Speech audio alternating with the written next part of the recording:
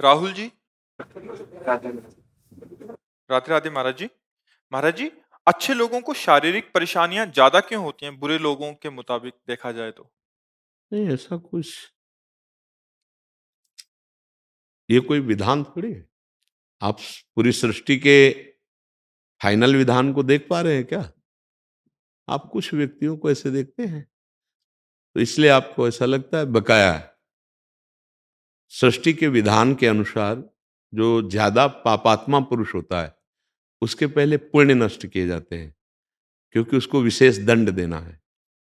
और जो ज्यादा पुण्यात्मा और सतमार्ग में चलता है उसको विशेष सुख मिलना है, इसलिए उसके पाप नष्ट किए जाते हैं।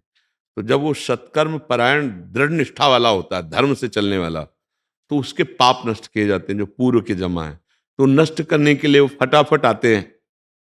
अब उसको दिखाई देता है कि बहुत धर्म से चल रहा है, बड़ा कष्ट भोग रहा है, और एक पाप कर्म कर रहा है, तो उसके पुण्य नष्ट किए जाते हैं। तो उस पाप कर्म को करते हुए भी वो फला फूला और बड़ा सुखी दिखाई दे रहा है, लेकिन उसके पुण्य नष्ट हो रहे हैं। जिस समय उसके वो पुण्य नष्ट हुए और वर्तमान का पाप और जमा हुआ संचित पाप दोनों मिलेंगे, तो जैसे बम ब्लास्ट हो जाता है ना, सब विध्वंस हो जाता है, वैसे सर्वनाश हो जाता है।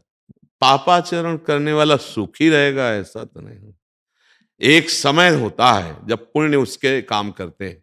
रावण चलता था, भुजा ठोक देता था तो लोकपाल भयभीत हो जाते थे, और एक समय बंदर उसकी खोपड़ी को ऐसे फुटबॉल की तरह लात मारते थे। नहीं मारते? हाँ, कई कई सैकड़ों बार काटी गई खोपड़ी, उसकी नई खोपड़ी हो जाती थी। हाँ, तब मंदोदरी उसकी छाती में हाथ रख के कह रही थी, राम विमुख असहाल तुम्हारा, रहा न को कुल रोवन हारा। ये पक्का समझ लीजिए, धर्म करने वाला कुछ समय के लिए दुखी दिखाई देगा क्योंकि उसके पाप नष्ट हो रहे हैं, लेकिन वो परम सुखी होगा। जैसे धर्मराज युधिष्ठिर, 12 वर्ष का वनवास, 1 वर्ष का अज्ञातवास, द्रौपदी के साथ ऐसा बर्ताव, लेकिन सिंहासन पर चक्रवर्ती सम्राट पद पर कौन बैठा? युधिष्ठिर जी। और सर्वनाश किनका हुआ? दुर्योधन का। कुछ समय के लिए फूले फले दिखाई देते हैं, परिणाम सर्वनाशी होगा। अधर्मी कभी सुखी और शांत नहीं हो सकता, और धर्मात्मा कभी दुखी और अशांत नहीं हो सकता। ये बात समझ लीजिए। थोड़ी दिन के लिए दिखाई दे। एक उदाहरण, ऐसे ग्रामीण उदाहरण में, दो मित्र थे, स्कूल में पढ़ते थे। एक के आचरण बिगड़े, बहुत बुरा बन गया, शराब पीना, व्यभिचार करना, जुआ खेलना। धनी घर का बालक था, और वो एक गरीब घर का बालक था। तो गंगा स्नान करना, नाम जप करना, संतों की सेवा करना, सत्शास्त्रों का स्वाध्याय करना, ऐसा विचार। अब वो धीरे धीरे दोनों का भाव अलग होने के कारण मित्रता हट गई। कुछ वर्षों बाद जब वो जवान होकर गंगा स्नान करके आ रहा था, तो उसके पैर में खजूर का कांटा लगा। अचानक उसने देखा मेरा मित्र सामने से आ रहा है, तो देखा बढ़िया कपड़ा पहने एकदम मस्ती से, और वो फटे पुराने कपड़े, गंगा नहा, तो उसको देखने में कांटा लग गया। खजूर का कांटा बहुत बड़ा होता है। अब मतलब अब वो बैठ गया, राम राम राम, कृष्ण कृष्ण कृष्ण ऐसे बोलने। वो नजदीक आया, बूट पहने हुए एकदम फिट ऐसे। मैंने कहा था तुमसे बंद करे सब नाटक, कुछ नहीं, देख मैं मौज मस्ती से। और अचानक वो आगे बढ़ा, तो उसको एक पैसे की थैली मिल गई। उस समय स्वर्ण की असरफियां चल, उसने दिखाया, देख तेरे कांटा लगा खजूर का और मुझे पैसा मिला। कुछ नहीं इनमें, कुछ नहीं, सब ड्रामा है। उसको लगा वास्तविक सब ड्रामा है। जीवन से मैं चल रहा हूं, धर्म से चल रहा हूं, तो खाने की व्यवस्था ठीक से नहीं, और देखो इसको असरफियों का थैला मिल गया। वो असंतुष्ट ही था। जब कोई धर्मात्मा दुखी होता है या संशय में होता है, तो भगवान किसी न किसी रूप में आकर के संभाल लेते हैं, क्योंकि उन्हीं का नाम धर्म है, वही सतमार्ग है। तो एक ब्राह्मण के वेश में, संत वेश में ऐसे आए, कहा क्या हुआ बेटा, कांटा लग गया? लाओ मैं निकाल देता हूं। और कांटा निकाला, स्पर्श करते ही पीड़ा गई। तो उन्होंने कहा कि तुम्हारे मन में कुछ संशय है क्या धर्म के प्रति? बोले हाँ, मेरा मित्र मैं जानता हूं, शराब पीता है, व्यभिचार करता है, चोरी करता है, हिंसा करता है, बड़ा पापी है। उसको असरफी मिली, और मैं नाम जप करता हूँ, भगवान का आश्रय लिए हूँ, गंगा स्नान कर, मुझे खजूर का कांटा लगा इतना बड़ा, और घर की परिस्थिति ठीक नहीं। क्या यही भगवान के भजन का फल है क्या? तो उनका, बेटा तुम देख नहीं पा रहे हो, मैं तुम्हें बता रहा हूं। पूर्व जन्म में तुमने बहुत पाप किए, ऐसे ही जैसे तुम्हारा मित्र कर रहा है। इस जन्म में तुमने गंगा स्नान और पुण्य कार्य किया, तुम्हें इस जन्म में सूली की सजा मिलती। सूली की सजा खजूर के कांटे से खत्म हो गई। अब तुम्हारे पाप नष्ट हो गए, पुण्य का नंबर आ रहा है, तो इस लोक और परलोक सब जगह सुख भोगोगे, क्योंकि तुमने अच्छे कार्य किए। और ये पूर्व जन्म में पुण्य किया था, इस जन्म में पाप किया, इसको राजा बनना था, तो ये भोग प्राप्त करके एक थैली ये असरफी, और जिस दिन ये सब खर्चा हो गई असरफी, उस दिन उसके पुण्य नष्ट हो जाएंगे। अब ये वर्तमान का पाप और पूर्व का पाप मिलकर इसको नष्ट कर देगा।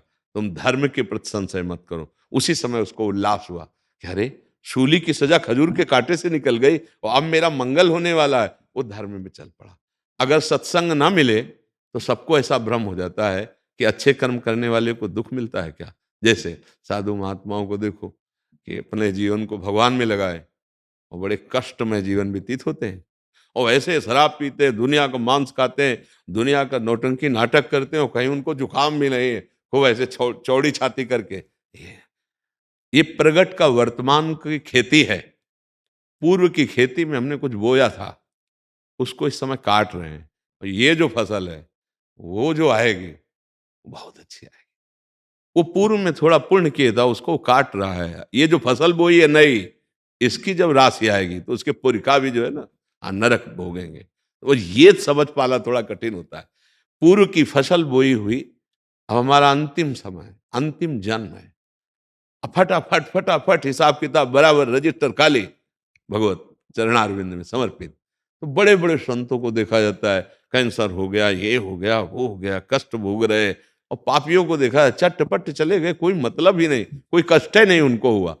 तो इससे कोई तात्पर्य नहीं है। उनका बहुत बड़ा चक्र चल रहा है, उसमें वो पिसना है उनको, और अब ये चक्र से मुक्त हो रहे हैं। अब हिसाब बराबर, तब भगवान का साक्षात्कार, भगवत प्राप्ति होती। समझ पा रहे हैं आप? थोड़ा गूढ़ विषय है। वर्तमान के दृश्य को देखकर किसी के भविष्य का अनुमान नहीं लगाया जा सकता, क्योंकि वर्तमान में वो कष्ट पा रहा है, लेकिन अंदर से वो सदाचरण कर रहा है, तो उसका भविष्य कितना निर्मल होगा, कितना उच्च कोटि का होगा। हम वर्तमान में पाप कर रहा है, बड़ा शुभ दिखाई दे रहा है, बड़ा सुखी दिखाई दे रहा है, तो अनुमान लगाना कठिन हो जाएगा कि ये तो पापाचरण कर रहा है। तो फिर वर्तमान की क्रियाओं का फल क्या होता है, लग जाएगा ना संशय कि वो माला चला रहा है और ये गंदा आचरण कर रहा है, ये सुखी दिखाई दे रहा है और वो दुखी दिखाई दे रहा है। तो वर्तमान की क्रिया का परिणाम जो भविष्य में होने वाला है, उसका अनुमान नहीं लगाया जा सकता। वो तो अनुभवगम में है, और वो संतों के वचनों के अनुसार ही हमें दृढ़ विश्वास हो सकता है, नहीं तो बड़ा भ्रम हो जाएगा। हाँ, एक मेहनत करता है, फसल बोई, चौपट हो गई, और एक दूसरे के बच्चे का अपहरण कर लेता है। इतने रुपए दे, नहीं तो इसको गोली मार देंगे। रुपए पहुंच जाते हैं, और बड़ी मौज मस्ती से इस होटल उस होटल में घूम, कितने दिन, कितने दिन। ऐसा नहीं कि परिणाम इससे बच जाएंगे। परिणाम यहाँ का तो ब्याज होगा, मूल भोगना पड़ेगा, नरक आदि, और फिर अन्य नीच योनियों में जाना पड़ेगा।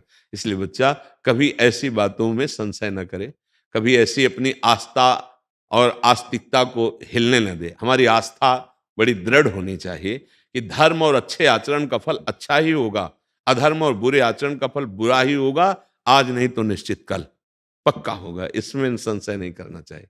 समझ पा रहे हैं आप? जी।